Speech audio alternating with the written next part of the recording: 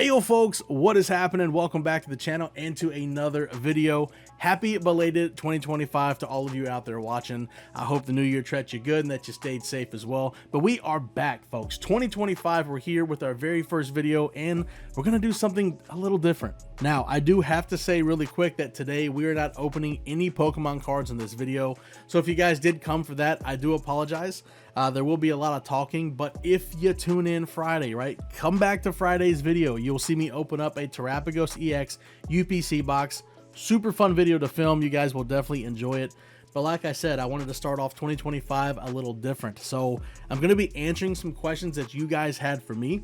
Now, if you already read the title and you saw the thumbnail, I took to my Instagram and I let you all that follow me ask me anything.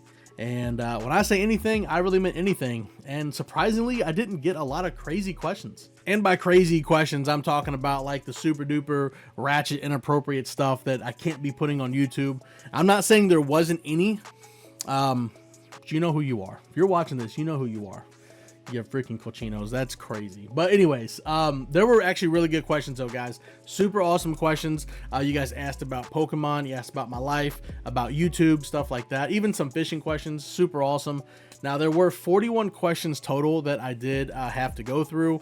A lot of them were also duplicates. So like, you ask the same stuff, you know, what's your favorite this, what's your favorite that. So I'm not going to answer all 41 questions. I think we have 11 or 12 that I'm going to be answering today that were really good, some of my favorites. I hope you guys enjoy this type of video. Again, it's something new that I'm trying. I'm stepping out of my comfort zone, out of the realm of what I normally do. And I'm going to start off this year with something like this. You guys have a chance to get to know KFC. And as always, folks, before we jump into the video, if you are new to this channel and you have not already, make sure to hit that subscribe button for me down below. Turn that notification bell on as well so you guys never miss any brand new uploads from me. If you guys have been loving the content and you do enjoy this type of video I'm doing today, help support me in the growth of my channel by dropping a like on this video. Now, if you guys are ready to get into these questions, stick around, stay tuned, and let's hop into it. All right, folks. Well, I hope you are ready for this Q&A sesh with KFC. Again, something different that I'm trying, but we'll see how it goes. I do have all of the questions here on my phone that I'm going to be reading. And if you guys want to read along, I'll have them popped up somewhere on the screen. But let's get started. First question comes from Vanilla Gorilla, and he asks, favorite card you have and the dream card if you don't already have it. Super good question. Where's this? I think that's it right there. That is my Arita Auto and Sketch base set Charizard. That was a card that I never thought I would be able to own as far as having an auto and a sketch. And I came across it, talked to that person, made the deal, and we got it in the collection. So super cool card. Was it a dream card? No, was not a dream card. If I had to go with the dream card, guys, you know I love Charizard, but I'm gonna have to go with the Gold Star Charizard. I have to. You guys know I collect the gold stars. If you don't, I'm a huge avid collector of them. I have 10 left, or 10 remaining to complete the gold star set. That was a good question. That's pretty much it. So favorite card, the Arita sketch. Well, you saw it. And dream card would be a gold star Charizard or a crystal. So here we go. Next question we got from Aiden Caudle. He said, who is your favorite legendary trio? Oof, that's almost a hot take, to be honest. I would probably say the legendary dogs, right? The legendary beasts, just because Neo is Gen 2 is my favorite generation as far as anime goes. Even well, God, man, between 2 and 7. Well, Neo would be my favorite gen, I think, honestly. So Suicune, Entei, and of course Raikou. I mean, Suicune's the best. But I would have to say that's my favorite legendary trio. I kind of grew up with that in that era, so I think that'd be it. The birds, not my thing, but the legendary beasts, there you go. I think that's my favorite legendary trio. So, next question we got from Rocket Mew. Why is the sky blue? I told you some of these questions are well. I went to public school, so I'm not the smartest, but from what I remember, there's a thing called the Rayleigh effect process or the Rayleigh scattering process or something like that. I don't know the full thing. I just know that the way light enters the atmosphere, it scatters the blue light differently, which is why we see blue. Listen, I don't know. I could be lying. I could have made that up, but I'm almost certain it's like the Rayleigh effect or Rayleigh process. Look it up, Google it. Next question. This comes from our friend Good Times Gaming, a freaking legend in the community. And he asks, who are your biggest influences in life in YouTube? Okay. Influences in life. There are, that's a little tough. One of my biggest influences on, it would probably have to be my dad. He's not here anymore, rest his soul. Biggest influence in my life, taught me a lot about responsibility and taught me a lot about life. There were some other people, role models growing up in my life, and of course in the career that I have now outside of YouTube, there are some really good people that I look up to. Again, I'm not going to discuss what I do, as my personal job, but there's some really good influential people in the realm of what I do, and I look up to those people a lot. As far as YouTube goes, influences, I have to give credit where it's due. Jay's Corner TCG. If it wasn't for him, I probably wouldn't be doing the Pokemon on the YouTube side of things. He pulled me away from another platform, and I came over here and started streaming and doing more pre-recorded content. So definitely a huge influence in the community for me. And then of course on the other YouTube channel that I have, I don't know if you guys know I had that. I have two YouTube channels, two monetized channels, but the other one I do is fishing.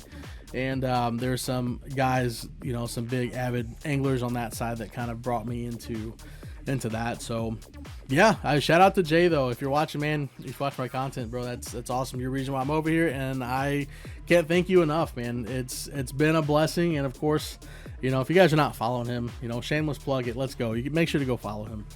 But yeah, also Good Times Gaming, thank you for that question, and go follow him too. Why not? Next question though, we have from JBear5. They ask, what is your most valued card, and would you ever get rid of it? That right there, that it? That's my pristine 10 Moonbreon from Evolving Skies. I don't know if I could get rid of that. I mean, I guess if I had to, but maybe under certain circumstances I would. I pulled that on a video. Where is it? I pulled that on a video, I think opening some Dollar General 10s or something like that. That was freaking crazy, and it came back a pristine 10. So that was pretty sick. It's probably my most cherished card also.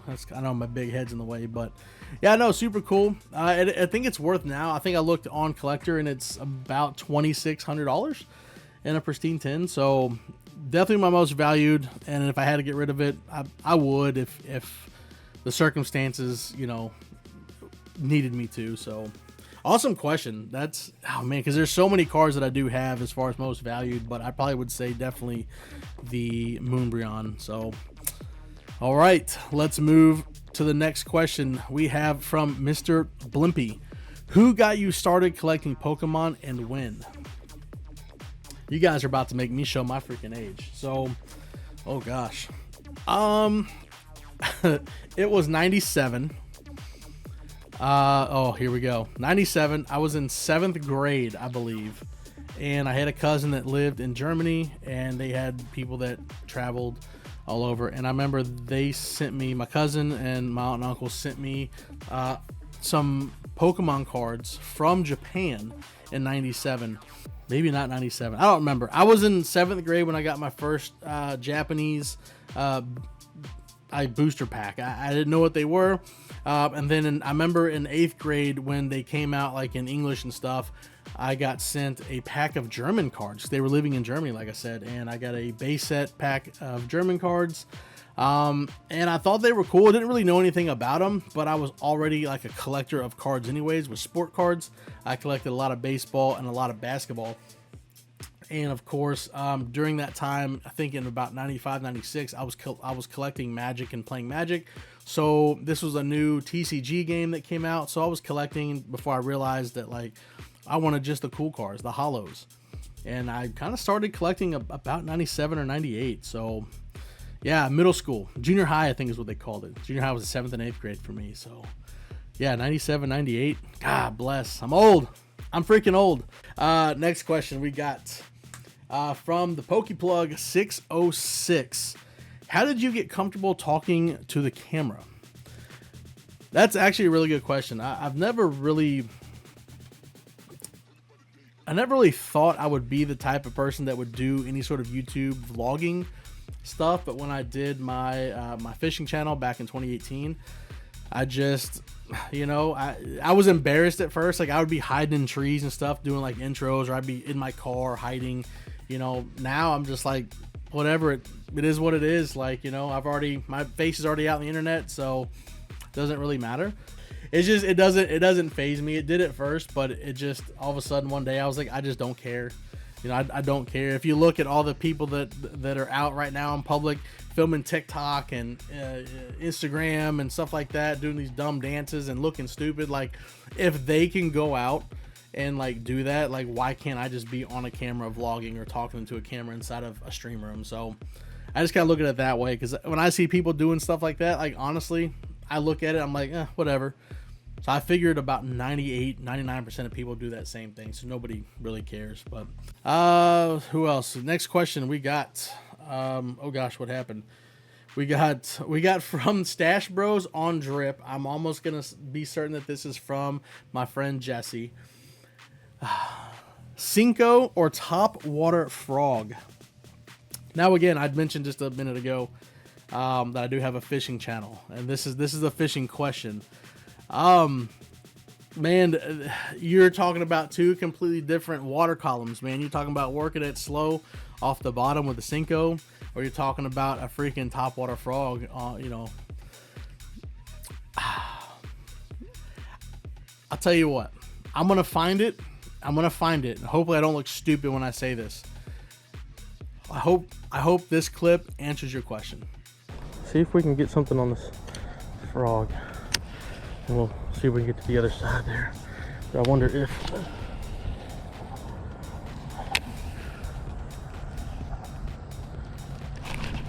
Got him! Oh my god! Yes! Dude, he ate the heck out of that. I'm stuck on this freaking tree. Got it. Oh my god. Yes! Look at that, guys. On the frog. We knocked the frog out. I'm super excited about that. Let's let this guy go. There he goes. Look, he's just chilling. Not even worried about it.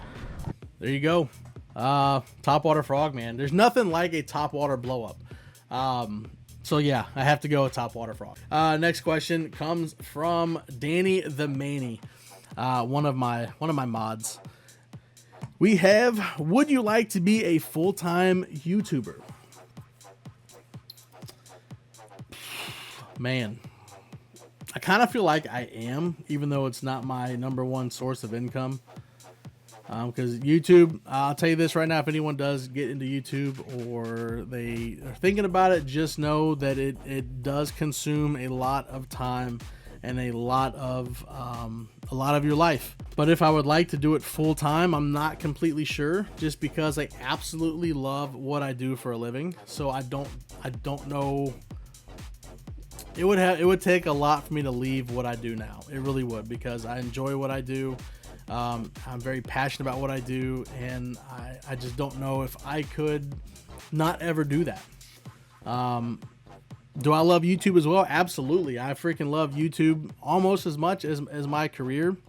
But at the same time, like, you know, I don't know if I could really leave what I do.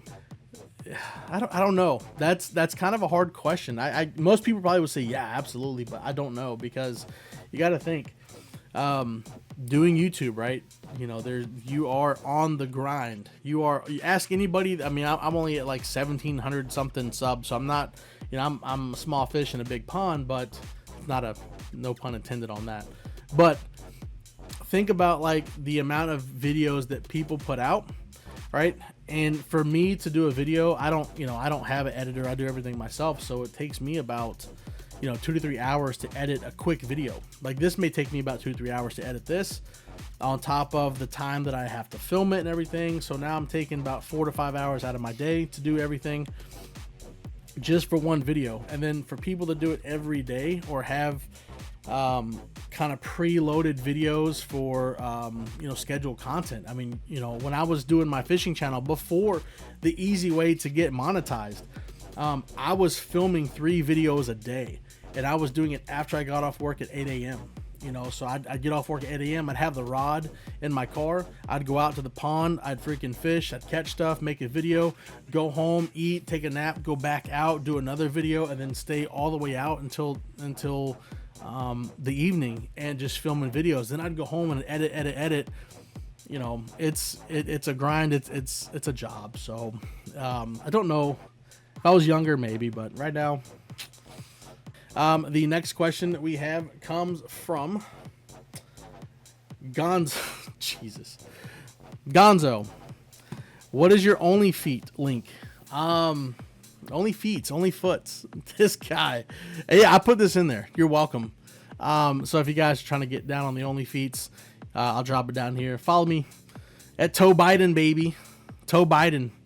Go and follow freaking Gonzo. Next. This comes from Metyanes Verse. Will the Moonbryon continue to rocket in price? I would go as far as saying yes.